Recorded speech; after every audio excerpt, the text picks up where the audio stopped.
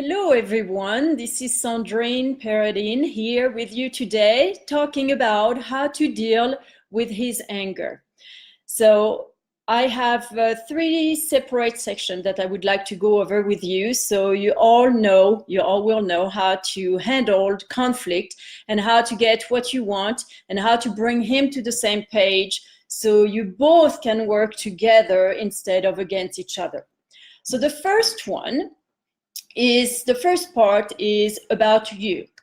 First is how his anger is impacting you. It's not so much about what is he angry about for now. It's really how is that impacting you. So some people when I ask what your husband is angry about, I've got some answers of he's angry because I have a relationship. So how is that impacting you? Some of you have said that it's impacting you because it creates a difficult tension between your children and your new mate, which really does impact you. And also it can impact you in a way that now your ex-husband is angry at you and says very mean remarks and all those kind of things. So I've also heard some people saying he's angry because he doesn't want to pay for the money. I mean, he does not want to pay for child support, or he doesn't think that I should have any money. And so the question that I have for you that you need to think about it is really, how is that impacting you? All right. Once you define that, then you can really find what it is that you want. So which takes me to the second point about you is, what do you want? And why? Because the thing is that a lot of people actually do not really know what they want. They just say it's not working. I'm tired of him. I'm tired of his bullshit. I'm tired of this. I don't want this anymore. He did all that. I mean, so pretty much you just focus on the problem. But figure out, what do you want? Is it a good relationship that you want with him? Is it more money that you want with him? Is it more time with the children that you want? What is it exactly that you want, and why? Because a lot of time, we think that we want something, but once we ask really ourselves, why do we want it? We realize that maybe this is not exactly that we want, but something else. So for example, it's like, well, we want more money. Why do we want more money? Well, because I need to get more money for a house. Why do I need that house? Because it's closer from school. So once you get really to the root of what it is that you want and that you need, then you might actually come up with different solutions that then is better for you and him if he's fighting it. So you still can get what you need, all right? So it's really, really important to understand, have a very clear idea of what it is that you want and why. The third point about you is prepare, prepare, prepare. You really have to prepare for this conversation that you're going to have with him. I mean, it is a negotiation, and you need to really rehearse in your head, prepare about knowing your emotions, all right? So when I say prepare, is that prepare that interaction you're going to have with him, and really don't let yourself be in a position of, oh, I had no idea it was going to happen. I was not prepared for this. It's really, you get into a negotiation. So you need to know your own emotions, all right? You've got to be emotionally prepared for it. So the things that I want you to think about during that time is, when you prepare, is think about, what are your triggers? Because he's going to push on your trigger. He has been doing that for many years of your marriage, so that's going to continue. So what are the triggers, and how can you respond to it instead of reacting? So you need to think about your cycle of communication, your cycle of conflict. A lot of time, when I ask a woman, so how is he going to react when you're going to say something? And everyone is like, well, I don't know.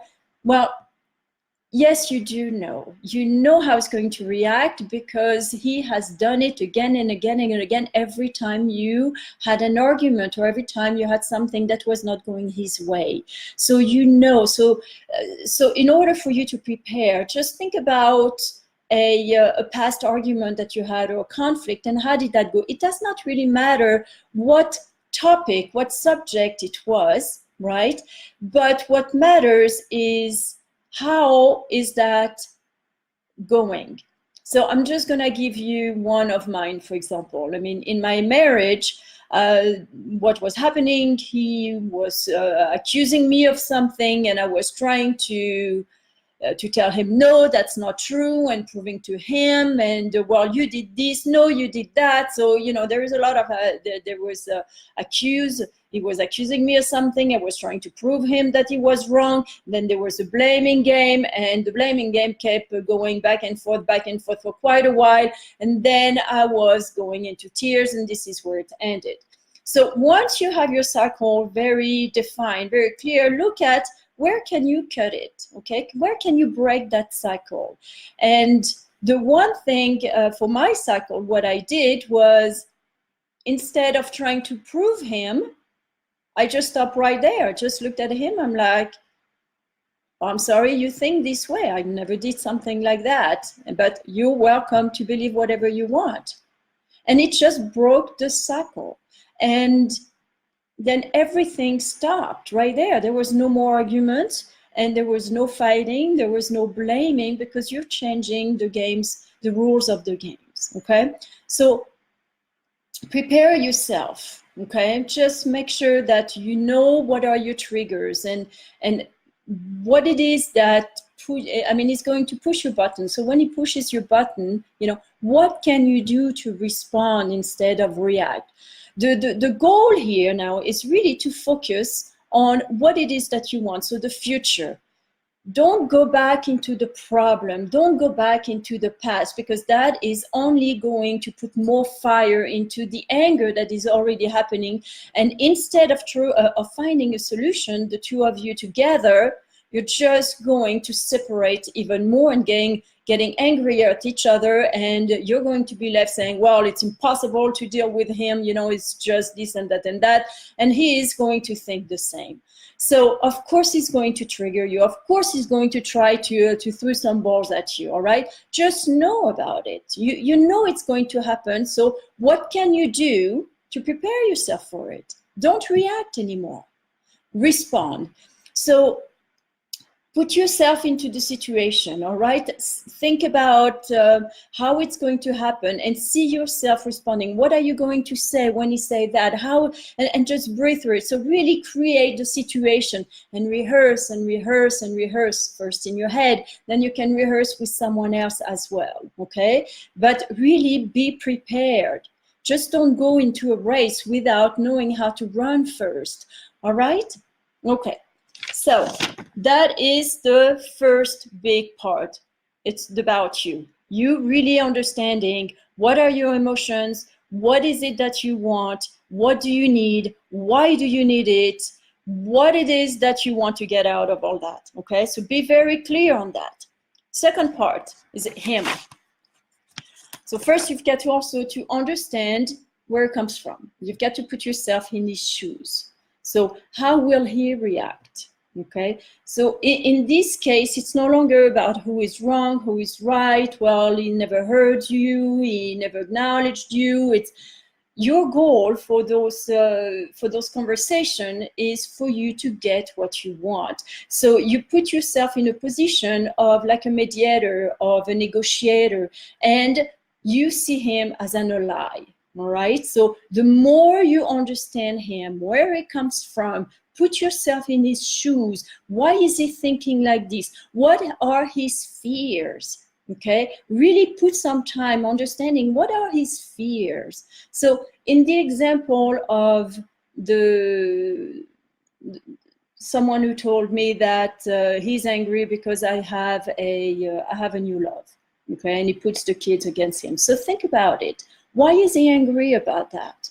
What really is truly hurting him? Because, you know, we don't get angry if we're not hurt. So there is something that is really hurting him. Now, by being in his shoes, you might have a better idea what it is. And the better you understand what is triggering him, what is making him suffer, and what is making him angry, the more you can address it and find a solution to it. So as an example, he doesn't want, I mean, he's upset that you are seeing someone. Could it be because he's afraid that his kids are going to love this person more? That might very well be, and a lot of time it is like that. So what could you do for that, you know? I mean, at some point, once you are in the solution finding together, and you discover that this is really what it is, then you reassure him. You say, you know, you will always be the father of our children. They will always love you. Nobody ever will replace you. And that, just those few words, really just makes this fire away, and he feels more relaxed and secure. It's like, okay, so really you need to understand him. And so first thing that you need to do is you need to listen to him, okay? Oh, well, no, I'm sorry. So first, before we go to listen to him, first you need to really understand where it comes from. Have a very clear idea of what does it look like from his side, without thinking about, yes, but I did this and he did that. No, none of that. Just think about, remove yourself from yourself for just a few seconds, I mean, a few minutes, all right? And just be like, all right, so if I were in his shoes, let's say if you had a wife, you know, a lot of you also have said, well, he's angry because he doesn't want to pay, okay? That was the case for my ex-husband, in fact. So if I put myself in his shoes, that was, well, I worked so hard for many years, for 15 years. I worked my butt off for that company, and I did not get her support. Also, he thought, it doesn't matter what I think, but in his head, I was like, I didn't get her support. And the thing is that where it is easy to know is that usually he has been complaining for years about the same thing. You just need to remember what he has said. That was his truth. It does not make it wrong, okay? Maybe you don't agree because you see differently, but he has his own truth. So remember what he has been saying, because that is his truth, okay? So put yourself in his shoes. And in that case, so that was, all right, so I've been working in that company for 15 years, and she was not there when I needed her, and when I was down, she just pushed me a little more down. There was no support. I did all that by myself, just by myself, and now she wants a divorce and she wants to take half of it. So he feels extremely, to him, it's very unfair. It doesn't matter, again, what you think, okay? We're just focusing on his point of view. So it seems very unfair. And once you know that, then you can address it too. So once you have a better sense of what is going to happen, you know, how he's going to react, because he reacts exactly the same way as before, and how you are going not to react, but how you're going to respond, rehearse, rehearse, rehearse, again and again and again. So you visualize, okay? You visualize this conversation. You visualize what you're going to say. You visualize how he's going to react and how you're going to respond, and how you bring them from the fear, from the anger, to a place where you both can listen to each other and find the solution that will be good for the two of you. So the more you understand him, the more you pay attention to his needs, to what he needs, to what he wants, the more you can find a solution that he will agree to. And so the point is for you to get what you want. I mean, in no way do I say, you know, you put yourself, you put yourself down or anything to make him happy. It's not that at all. It's understanding him so you can present your solution in a way that he will say it, okay? So the third part of getting what you want, so he gets out of his anger, is the solution. All right, so it is time now to invite him for talk. So when you're going to invite him, you can either do that by writing, or you can do that on the phone. So the point is, invite him to resolve the problem that has been affecting you and him and the children. All right, so be very clear on what it is. Like, for example, you know, it could be like, hey, Joe, I see that my relationship has been impacting you and impacting the children as well, and consequently me. And since we are, no matter what we do, divorce or not divorce, you know, we need to figure a way how we can make that better for everyone, because I don't think this is healthy for any one of us. It's destroying the kids, it's hurting them. And as I see how the reaction that comes from you, you know, I think it is hurting you too. So I'd like to sit down and let's talk about it, because I want to make sure we find a way that works for both of us, because this is not going okay. Would you agree to that? All right. So once you get an acknowledgement saying, yeah, okay, let's do it. And so you get together, and one of the first thing, it might sound like a silly thing, but it's where you're going to sit. All right. Sit next to each other instead of right in front of each other. When you're in front of each other, it's more like you against me and facing, finger pointing and anger. And whereas when you sit next to each other, that means you are on the both sides. I mean, you're on the same side together toward the solution that you're going to create together. If I hope that makes sense.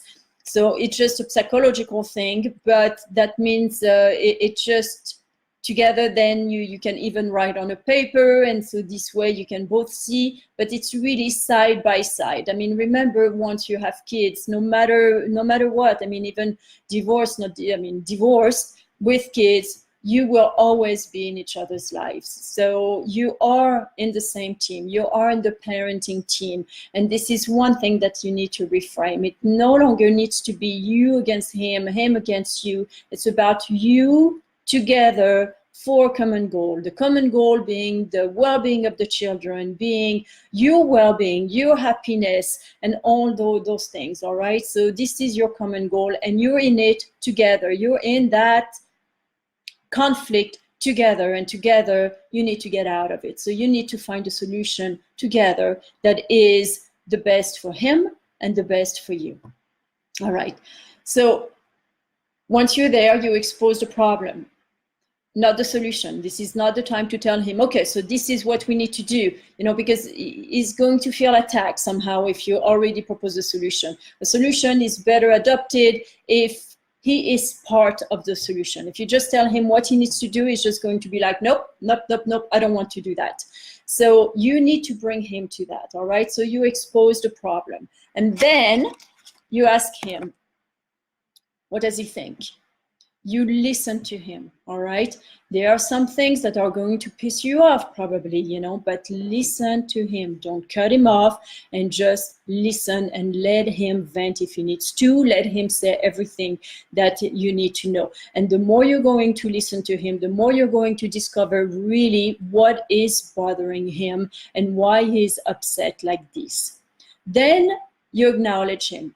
All right, you acknowledge him, and you're like, I can see how you feel this way. Yes, I guess if I were in the shoes, I would feel it this way as well. So be on his side. The more you agree with him, I mean, again, that's his truth. I mean, we might not agree on our position on how, you know, it hurted us, but he's got his truth, and he's got all the rights to have his truth. I mean, some things are, for example, well, we never have sex and we never did this, or whatever that is. It's like, is that true? Well, yes, it is true. You know, it's why we don't have sex, we did not, or why we are being angry right now, or why we can't communicate. It does not matter. The fact is that that's true.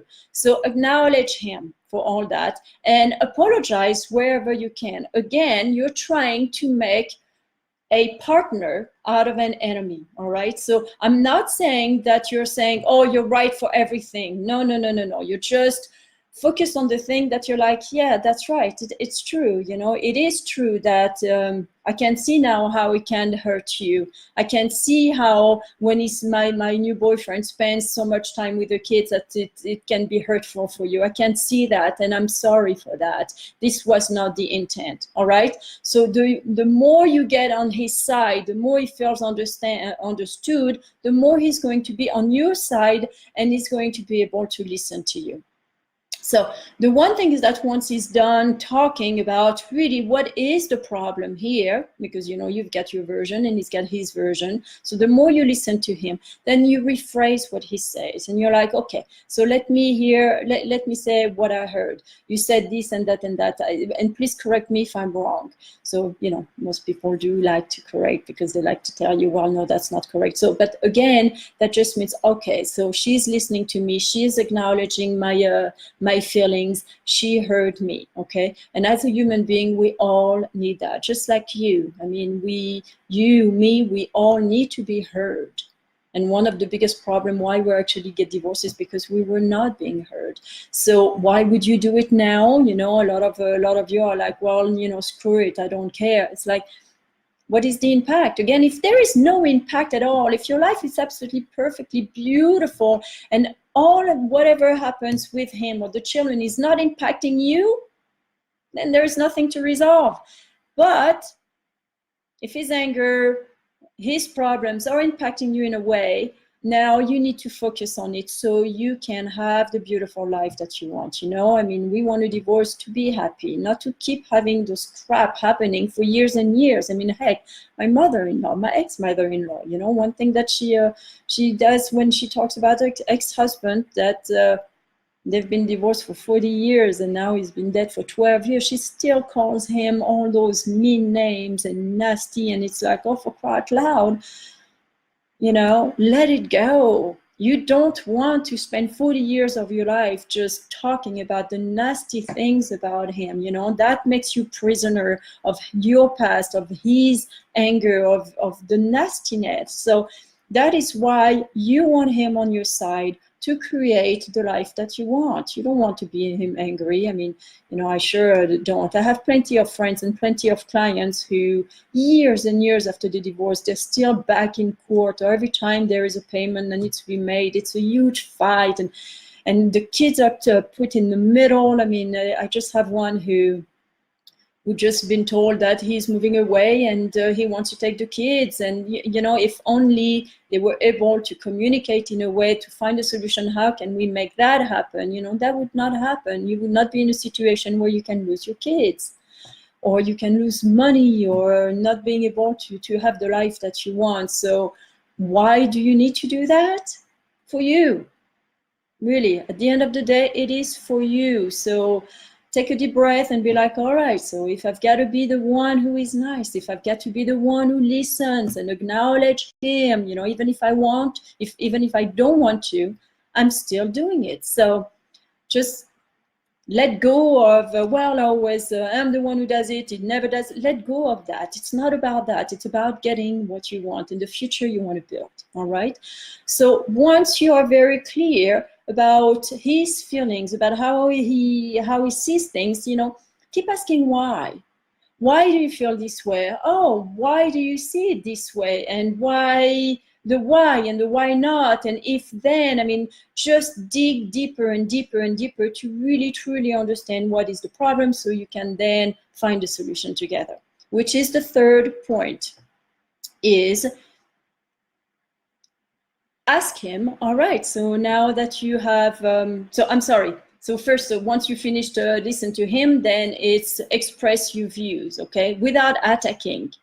It just said, all right, so I see where you come from. I understand. And that kind of makes sense. And this is also my point of view. It doesn't make you wrong. It doesn't make me wrong. It's just a different ways of seeing, and express your view. So in the case of having a new relationship, it's like, it is important for me to have him at home when the children are here, because he's going to be part of my life. And I want the children to know that they are loved as well, which again does not mean that they're losing their father. I will never let that happen. So you are reinforcing, I mean, pretty much you are taking care of his fear, saying, your fear, I hear it, I know what it is, and this is not going to happen. I'm not going to let that happen. For the people who are afraid to give the money, that's because a lot of time it's because they are afraid of betrayal. They feel betrayed, and how can you not betray again? Or they feel that you're stealing from him, and so you're like, you know, as soon as I can, I will take care of everything. I mean, so again, you know, the more you understand his fears, the more you can address them, and you express your views again without attacking, because as soon as you attack, he's going to be like, whoa, and attack back, and then we're back into a full fight and nothing gets resolved. So once he heard you, you know, it's very possible that he's going to attack you, all right? He's not prepared for this conversation, you're prepared for it. So again, prepare yourself for his attack, and then you can say, for one, I mean, there are different ways of handling his attack. One is that, you know, you don't pay attention to it and you keep focusing on the goal, and be like, all right, and go back to the goal. All right, this is what we're trying to do. We're trying to find a solution so you don't get that upset. Okay. The other thing also is that if he cuts you off, you can also say, would you like to add something else? Or can I say also my point of view? All right, without saying, again, it's not about, oh, you always do that, I never can talk. I mean, again, every time there is an attack, it's 2 steps backwards, and you're not going to get what you need. So, and then you're like, okay, so what do you think? What would be the best solution to resolve that? Make him your ally, all right? Again, not your enemy. And what can we do? So start to go from you and me to we, because we're in it together. It is a problem that we need to resolve for the well-being of our children, for the well-being of ourselves, for a better quality of life, for no more fighting, because it's not fun for anyone. You can even say, you know, how is that impacting you when we're constantly fighting like this? How is that impacting your relationship with the children or with you and your lover? I mean, those kind of things, all right? So when you're in the moment of fighting, what is the right solution? I mean, you might already know what you want, I mean, the solution that you want, but be open to still get what you want, but in a different way, all right? So ask for his advice, ask what he's thinking about it, acknowledge anything that he brings in. And if he says, well, let's say in the case again of the children, it's like, well, I don't want that guy being next to my kids, when they're there, I don't want him at all. Okay, so I hear you. So what are you afraid of? What are you concerned about? And then address those things and like, okay, so I hear you. So what if instead of never going there, I don't leave them alone with him, I'm always there, and we do this and that and that. So find a solution that works for him as well, that will then get you to the place where you want to go. Okay. And so the last thing again is you need to rehearse, because this is a difficult conversation. I mean, all conflict are difficult. The beautiful thing about knowing how to resolve a conflict is that it's not only great for you and your ex-husband or ex-wife, but it is also for any type of conflict you can incur in life. It can be at work when you need to have a raise. It can be with a coworker that you're having problem with. It can be with your kids, actually, your teenage that don't want to do what you want to do, So these things about resolving conflict, you can apply it everywhere in your life. So this is it for now. I hope you get some good information out of it. Thank you very much. Leave any comments that you want, and we'll see you next time. Good luck. Again, rehearse. It's the most important one, okay? So you first rehearse in your head by yourself, and then if you have a friend, do it with your friend and ask your friend to be on the position of the other, all right? So that might give you also good ideas. And the other thing that you can do actually is ask a partner in this group. Ask them, do you want to be my training partner, my rehearsal partner? Because I'm sure that a lot of you actually are dealing with the same things. So that will help you to counteract, to counter to counter whatever your husband is going to tell you and how he's going to act towards you. So good luck. Thank you very much. Have a great day.